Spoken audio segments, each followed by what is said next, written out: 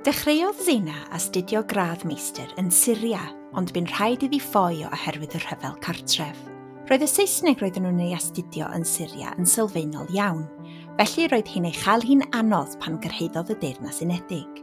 Doedd hi ddim eisiau gadael ei hystafell, doedd hi ddim yn gallu cyfathrebu â neb, roedd hi'n teimlo nad oedd ganddi bwrpas.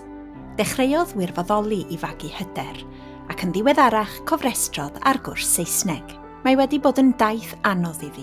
2 blynedd yn ddiweddarach, mae ar fin cwblhau gradd mewn addysg gydag anghenion dysgu ychwanegol, ac yn dysgu iaith arwyddion Prydain a Chymraeg. Mae'n gweithio fel arweinydd iechyd a lles, ac mae hefyd wedi dechrau swydd newydd gydag addysg oedolion Cymru. Mae'n awyddus i ddefnyddio ei phrofiad ei hun i helpu pobl eraill sy'n cael pethau'n anodd. Mae dysgu wedi rhoi cyfle iddi ddechrau bywyd newydd. Fe wnaeth hi adael un bywyd mwyn cychwyn un newydd yng Nghymru.